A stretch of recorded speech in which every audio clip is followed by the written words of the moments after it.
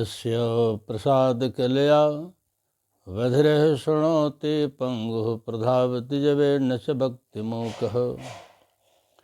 अंधः प्रपश्यति सुतं लभते च बन्ध्या तं देवमेव वरदं शरणं गतोऽस्मि। तं देवमेव वरदं शरणं गतोऽस्मि। ॐ सच्चिदानन्दरूपाय विश्वोत्पत्त्यादिहेतवे तापत्रय विनाशाय श्रीकृष्णाय वयं नमः। कृष्णाय वासुदेवाय हरे परमात्मने प्रणतक्लेशनाशाय गोविन्दाय नमो नमः। रामाय रामचन्द्राय रामभद्राय वेधसे रघुनाथाय नाथाय सीतायाः पते नमः। आपदामपहर्तारं दातारं सर्वसम्पदां लोकाभिरामं श्रीरामं भूयो भूयो नमाम्यहम्। ध्येयं सदा परिभवग्नमभीष्टदोहं तीर्थास्पदं शिवविरञ्चनुतं शरण्यं। भृत्यार्तिहं प्रणतपालभवाब्धिपोतं वन्दे महापुरुषते शरणारविन्दं। वन्दे महापुरुषते शरणारविन्दं। त्यक्त्वा सुदुष्टे सुरक्षितराज्यलक्ष्मीं धर्मिष्ठ आर्यवचसां जदगादरण्यं। मायामृगं दैतेप्सुतमन्वधावन् वन्दे महापुरुषते शरणारविन्दम्। श्री रामचरितमानस, जैसा कि आप जानते हैं कि सर्वप्रथम रचना रामचरित पर वाल्मीकि द्वारा की गई। वाल्मीकि इस ब्रह्मांड की, इस धरती के सबसे पहला कवि थे। उनके बारे में पंत ने लिखा है, उन्हीं का चिंतन करते हुए पंत ने कहा कि वियोगी होगा पहला कवि, आह से उपजा होगा गान, उमड़ कर आंखों से चुपचाप बही होगी कविता अनजान। क्रौंच के जोड़ों में से क्रौंच को घायल देख आहत होने पर सुभ्रयाधा को श्राप देने के क्रम में इनके मुख से जो पंक्तियां निकली वो चरणबद्ध थी। मां निखात प्रतिष्ठाम त्वमग्मः शाश्वती समाह यत् क्रौंच मिथुनादिकम अवधि काम मोहितः। 4 चरण में थे। अकस्मात निकल गई ये पंक्तियां, यानी कविताबद्ध छंदोबद्ध रूप में ये पंक्ति सबसे पहले वाल्मीकि के मुख से निकली और रामचरित पर वाल्मीकि ने लिखा, जो रामायण की संज्ञा मिली। बाद में तुलसीदास ने इसी का आधार लेते हुए रामचरितमानस नामक महाकाव्य लिखा। इसमें 3 शब्द हैं शीर्षक में, राम, चरित और मानस। रामस्य चरितम इति रामचरितम। राम और चरित के बीच में कोई चिन्ह नहीं है, वह षष्ठी तत्पुरुष है, छुपा हुआ है। राम का चरित इति रामचरित, रामस्य चरितम। और तन्मानसम, जिसके गर्भ में, जिसके अंतस्थल में राम का महनीय चरित्र दिखाया गया हो, उस महाकाव्य विशेष का नाम रामचरितमानस है। हम सब देखते आ रहे हैं, 3 माताएं जो थीं, कौशल्या, सुमित्रा और कैकेयी। कौशल्या ज्ञानमयी थी, सुमित्रा उपासनामयी थी और कैकेयी क्रियामयी थी। क्रियामयी के द्वारा ही भगवान को कार्य का संपादन करने हेतु जंगल भेजा गया। तो राम का चरित्र ऐसा था, जैसे गीता में भगवान कहते हैं, दुखेश दिग्मना सुखेश विगत स्पृह वीतराग भय क्रोध स्थिर धर्म निश्चित, स्थिर धर्म निश्चित। उस घड़ी में भी, वनवास की घड़ी में भी राम विचलित नहीं हुए, और ज्ञान में मैया कौशल्या का ज्ञान भी स्थिर रहा। दूसरी माता होती कौशल्या की जगह, कह सकती थी यह मेरा बेटा है और सौत के कहने पर यह वनवास क्यों जाएगा, लेकिन ज्ञान की पराकाष्ठा थी कौशल्या में। कौशल्या साफ साफ कहती है, हे बेटा, यदि केवल पिता की आज्ञा है कि बन जाओ, जैसा कि राम ने कहा था पिता दिन मोहि कानन राजो, तो मैं कहती हूं मत जाओ, क्योंकि पिता से मां का स्थान ऊपर होता है। लेकिन वहां तुम्हारी एक मैया भी थी, यदि मैया का भी समर्थन है, माता पिता दोनों कहे हैं, तो फिर तुम्हारे लिए सैकड़ों अयोध्या जंगल ही है। तुलसीदास लिखते हैं, चित्रण करते हुए, कौशल्या के मुख से कहवाए कि जो केवल पितुवाय सुताता, तो जन जाओ हो जान बड़ी माता।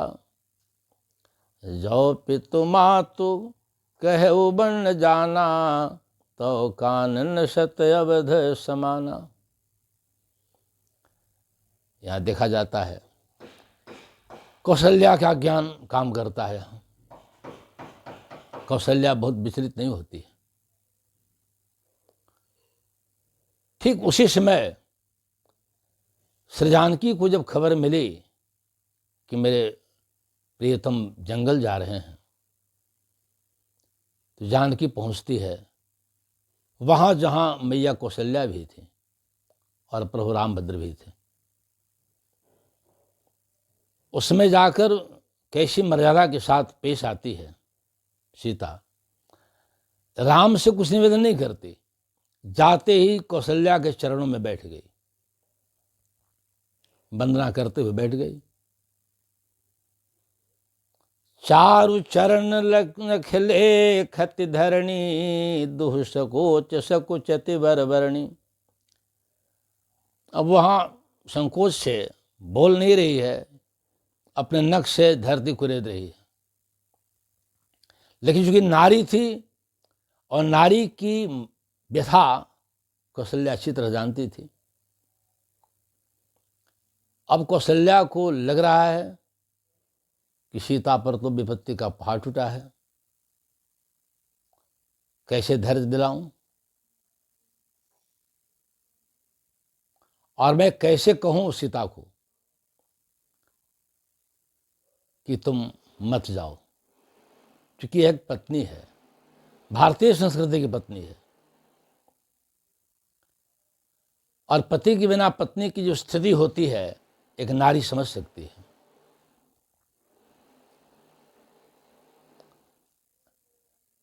राम से श्री जानकी उस समय मिलने पर कहीं भी राम समझा रहे थे कि तुम मत जाओ। कहते सीता, ये बिनु देह नदी बिनु बारी, तैसी अनाथ पुरुष बिनु नारी। प्रभु मैं चलूंगी, जैसे प्राण के बिना शरीर का महत्व नहीं, जैसे पानी के बिना नदी का महत्व नहीं, वैसे ही पति के बिना पत्नी का महत्व नहीं है। साथ साथ चर्चा तो यहां तक आई है अन्य पुस्तकों में, रामायण पुस्तकों में, कि क्या कभी किसी अवतार में राम बिना जानकी के लिए गए हैं जंगल?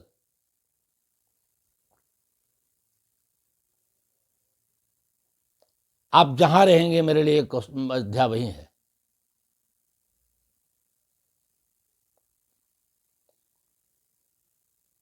खैर भरोसा था। अब पति शब्द का अर्थ भी होता है पातीति पति,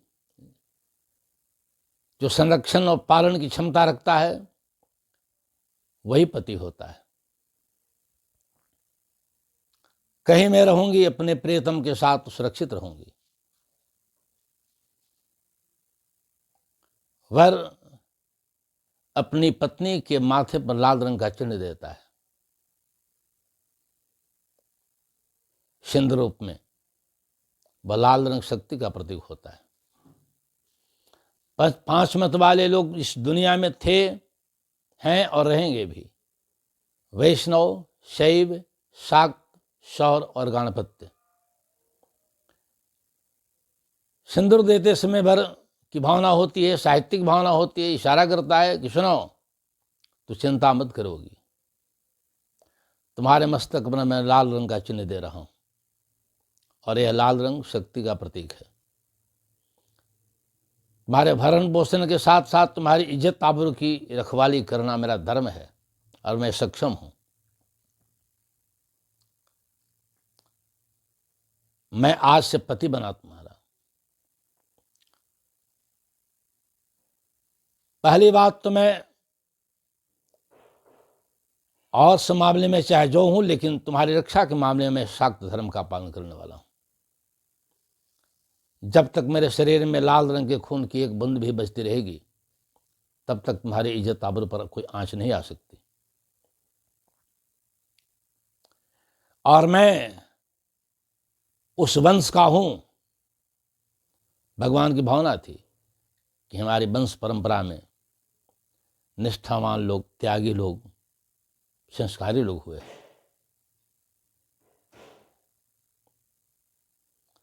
यही कारण था कि सीता लंका में, अशोक वाटिका में, जहां उसका अपना कोई नहीं था, उस समय रावण से बात करती है। उस समय भी अपने वंश की मर्यादा का ख्याल है उसे। जब विवश कर देता है रावण बोलने को,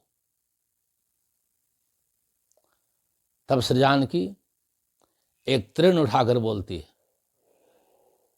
तृण धरि ओट कहति वैदेही, सुमिरे अवधपति परम स्नेही।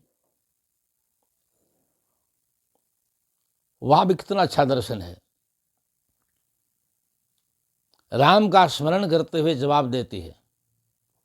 क्या एक तृण से चेहरा ओट हो जाता? नहीं, एक दर्शन है, फिलॉसफी है, एक संस्कृति की मर्यादा है। कोई भी नारी पराये पुरुष से एकांत में बात नहीं करती। दार्शनिक रूप से वह तृण दिखा रही है। घास का ही पर्याय तृण भी होता है।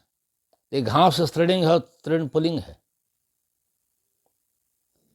तो यहां तृण शब्द पुल्लिंग है, इसलिए तृण का ही प्रयोग किया तुलसीदास कि धरती से उत्पन्न होता है तृण और धरती से ही निकली है सृजान की। इस सृजान की भारतीय दर्शन का पालन करती हुई, भारतीय संस्कृति का पालन करती हुई ये दिखाना चाह रही है कि सुनो, मैं बात कर रही हूं लेकिन अकेले नहीं कर रही हूं, मेरे साथ मेरा भाई भी है। तृण पुल्लिंग है, इसलिए भाई मानकर तृण उठाई। तृण धरि ओट कहते वैदेही, सिमरिय वधपति परम स्नेही। और फिर जो सांस्कृतिक मर्यादा के अंदर रहेगा उसका आत्मल पुष्ट होता है। जिस रावण के सामने सारे दिक्पाल हाथ जोड़े खड़े रहते थे, उस रावण के सामने यह कहना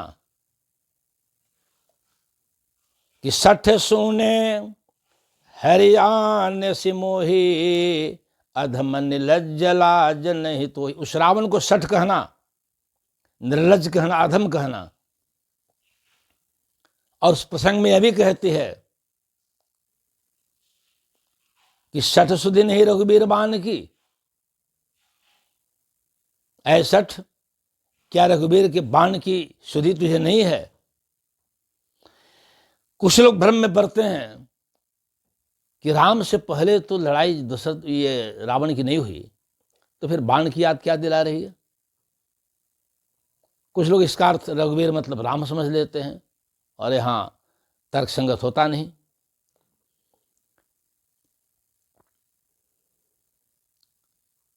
लेकिन रघु चासो वीरह रघुवीरह, रघुवीर शब्द का अर्थ होता है वे राम जिनके खानदान में रघु थे, रघु जैसे प्रतापी, रघु के कुल के राम रघुवीर।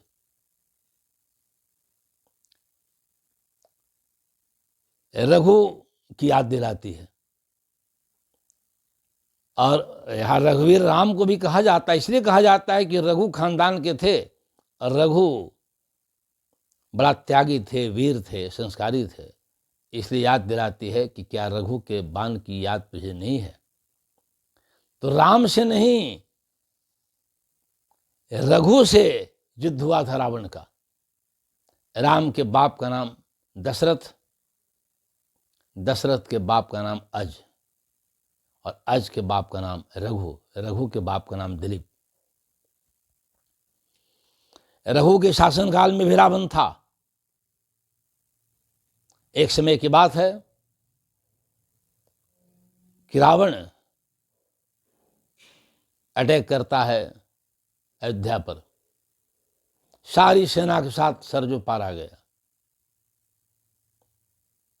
खबर मिली रघु को कि रावण अटैक किया है, तैयारी कर चुका है, पहुंच चुका है यहाँ। उस समय पूजा से निवृत्त हो भोजन करने बैठे थे रघु, आचमन कर लिए थे अमृतोपस्त्राणसी करके, पंचकबल भी कर लिए थे। खबर आई, प्राणाया पाणाय व्यानाय समानाय उदानाय कहकर पंचकबल कर चुके थे। और पंचकबल के बाद भोजन को छोड़ना अच्छा नहीं होता, भोजन की मर्यादा टूट जाती है। पूछते हैं रघु कहाँ है, लोग बताया कि सरजू के पार उसकी सेना आ गई है, अब रावण अटैक करेगा।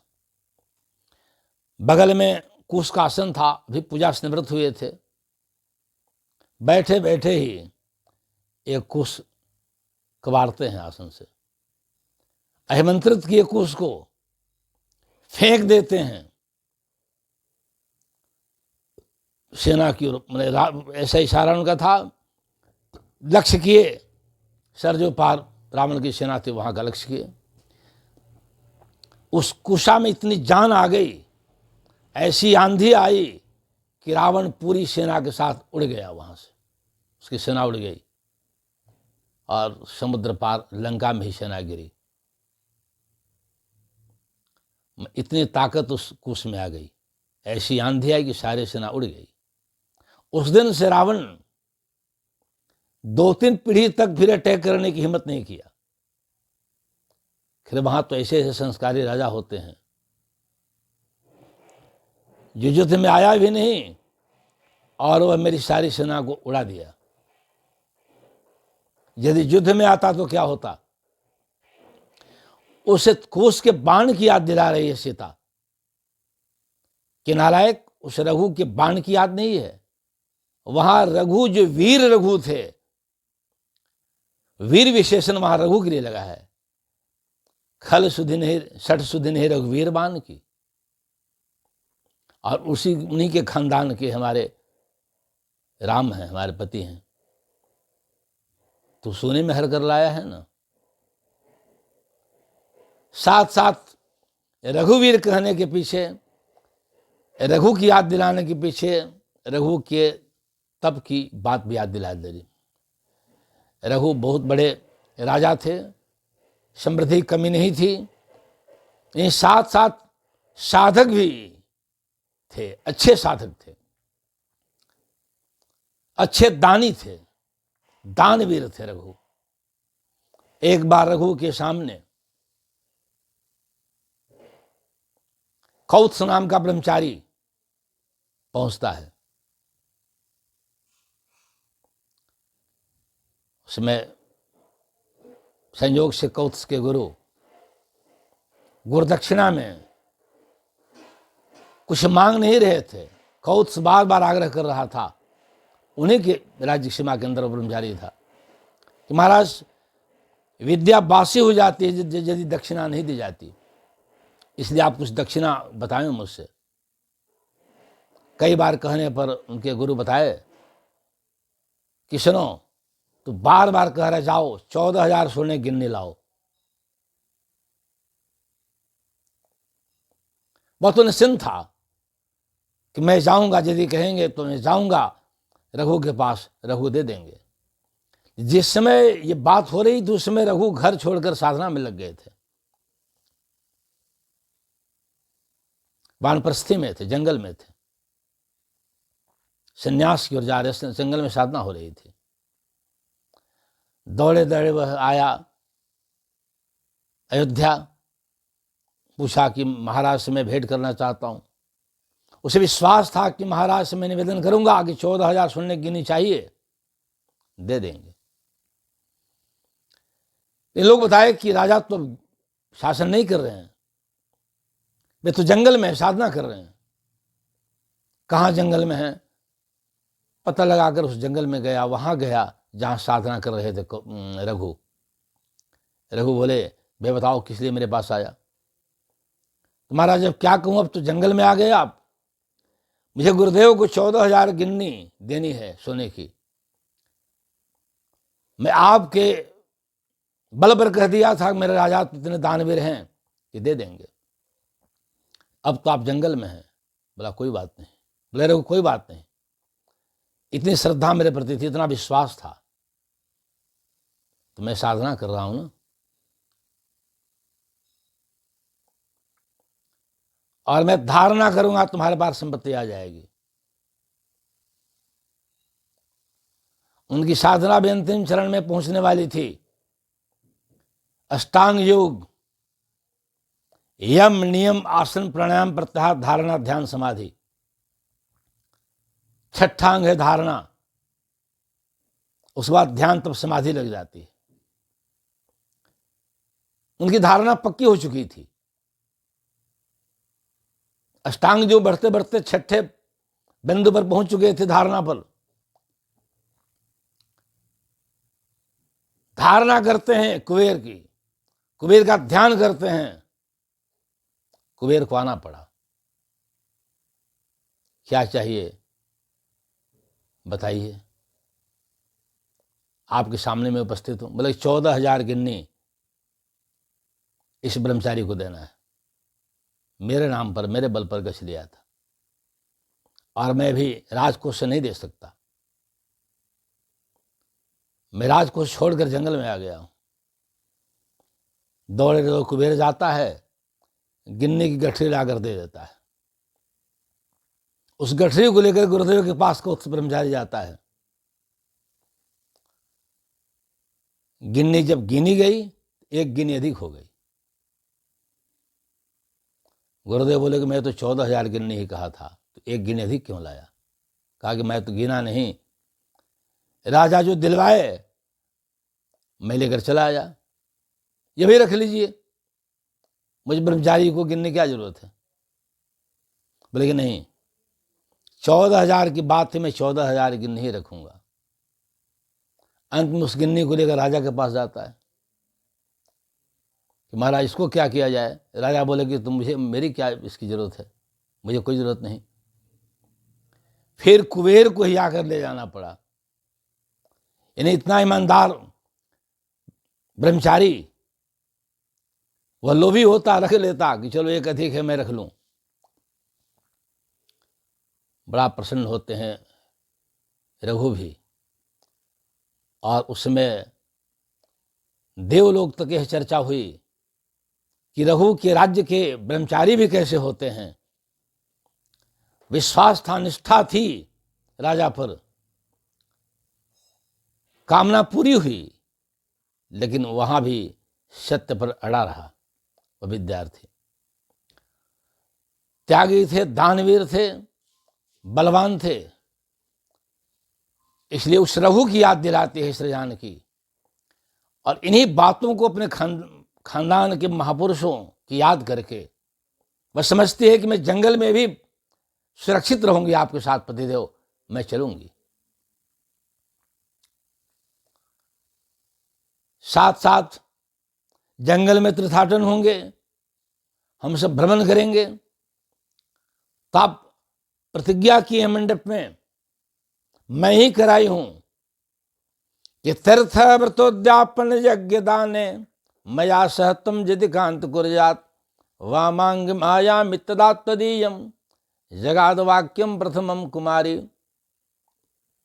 पहले घर में जब पैर रखवाता है वर पत्नी से, इस घर में पैर सप्तपदी घूमते समय इस घर में पैर रखो, तो प्रतिज्ञा करवाती है कि मैं इस घर में पैर तब रखूंगी जब इस शर्त को आप मानेंगे। कौन सी शर्त?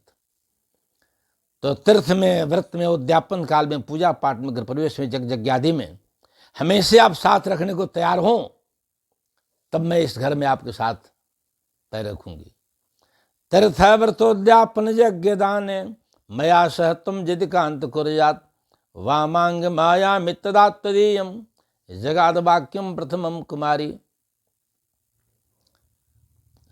सब तर्क से बांधते हुए राम विवश हो जाते हैं। इधर कौशल्या की स्थिति भी वही है, एक नारी है और ज्ञानमयी है कौशल्या। ये क्रिया में नहीं, उपासना में नहीं, ज्ञान में ही है।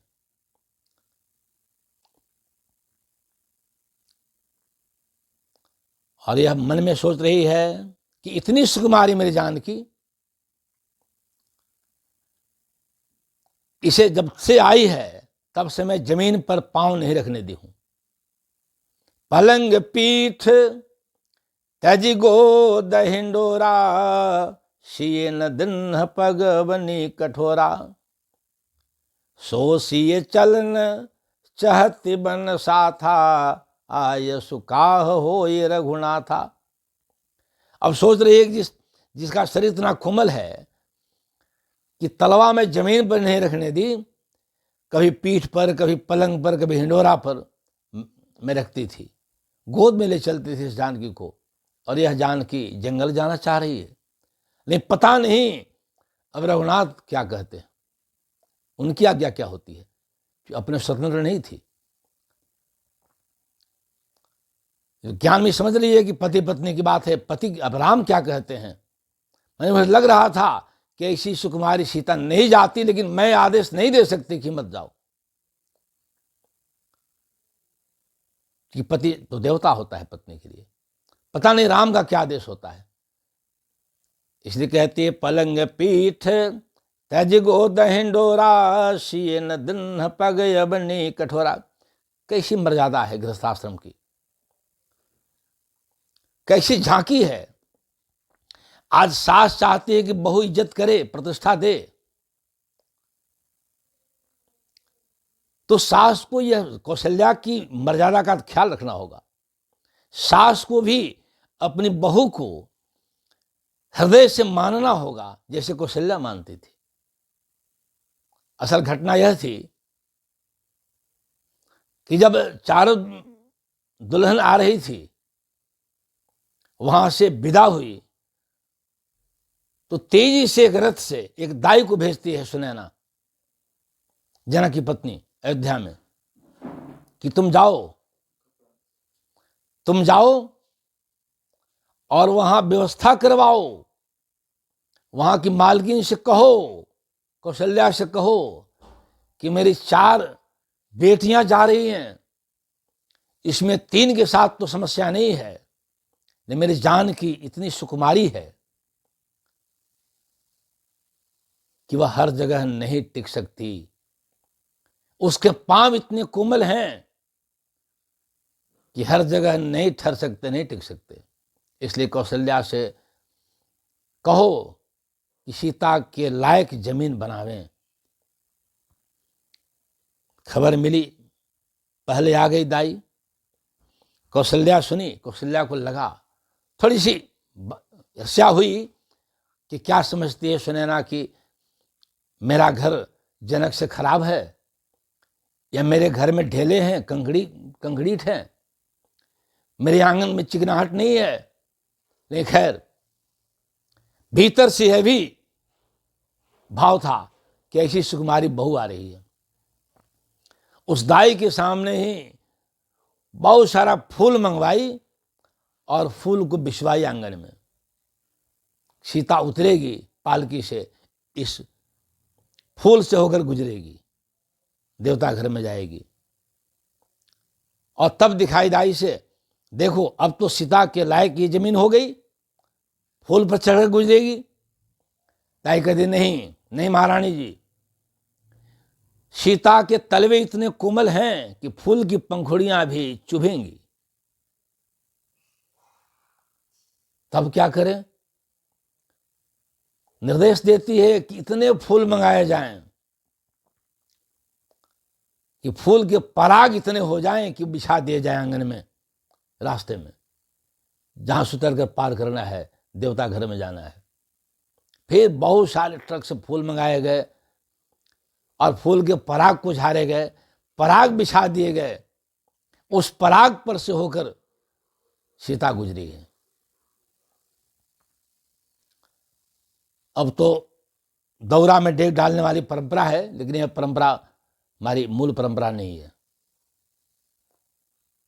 यह तो पर्दा प्रथा, थोड़ा सा इसमें साहित्यिक इशारा भी है कि धीरे धीरे चलो, जहां तू आई हो ससुराल में, अभी मैके नहीं है, यहां धीरे धीरे चलना है। तो दौरा में गुड़ बढ़ाने पर तेजी से तो चलने बनेगा नहीं, इसलिए साहित्यिक इशारा होता है ससुराल में कि धीरे धीरे यहां चलना होगा, तो मैके में नहीं हो।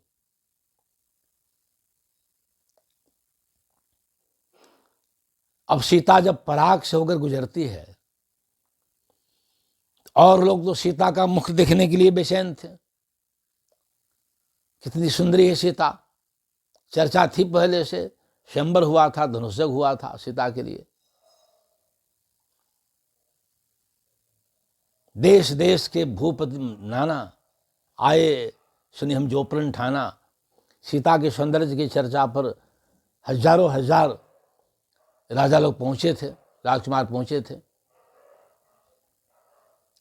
नहीं, कौशल्या जब जाती है तो कौशल्या का ध्यान तलवा पर जाता है पहले, कि मैं जरा देखूं तो जिस तलवे की कोमलता की चर्चा दाई कर रही थी, तलवे कैसे हैं। जब ध्यान से देखती है तो तलवे में पराग के कण गड़े तो नहीं हैं, लेकिन चिन्ह कर दिए हैं। जैसे हम सब बिना कपड़ा के यदि किसी कठोर रस्सी की खाट पर सोते हैं तो उसका चिन्ह आ जाता है चमड़ी में, शरीर में।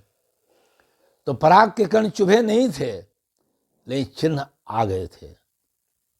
उसी दिन से सोची कौशल्या कि सीता पर ध्यान देना होगा।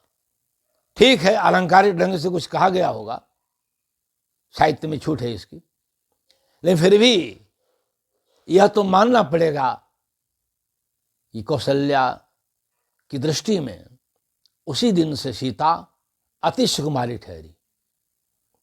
और उसी की याद में,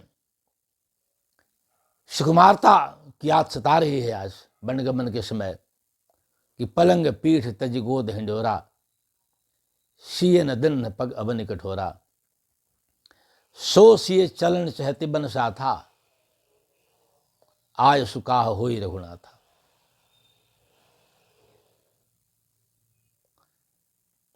इसलिए तो समाज का दर्शन है, हमें कैसे जीना है, कैसे रहना है।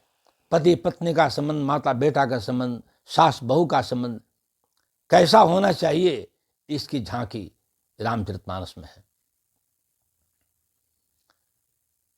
और यह सिद्धांत भी अकाट्य सत्य है कि हम जिसके प्रति अपने हृदय में सच्ची भावना रखेंगे, सच्ची श्रद्धा रहेगी, सकारात्मक विचार होगा, तो सामने वाले को हमारे शरीर से निकलने वाले हार्मोन ऊर्जा प्रभावित किए बिना नहीं रहेंगे। जिसके प्रति हमारे मन में सद्भाव है, तो सामने वाले के हृदय में भी कुभाव नहीं आ सकते। क्योंकि सकारात्मक विचार में जीने वाला व्यक्ति अपने शरीर के रोम रोम से, रोमकूप से सकारात्मक ऊर्जा निकालते रहेगा। और जितनी साधना शक्ति उसके पास होगी, जितनी ऊर्जा होगी, उस हिसाब से उसमें बल होगा, उसका रेंज होगा। प्रेम में जीने वाले मीरा, कृष्ण प्रेम की दीवानी, उसके पास राणा पिटारी में सर्प बंद करके भेजता था, उपहार कहकर। उपहार समझकर खोलेगी, सर्प डस लेगा, मीरा मर जाएगी। लेकिन इस हार्मोन का, सकारात्मक विचार का प्रभाव था। ये कृष्ण प्रेम में जीने वाली मीरा अपने शरीर की हर रोमकूप से प्रेम की चिंगारी निकाल रही थी। नफरत कुछ था ही नहीं, नफरत की भावना थी ही नहीं।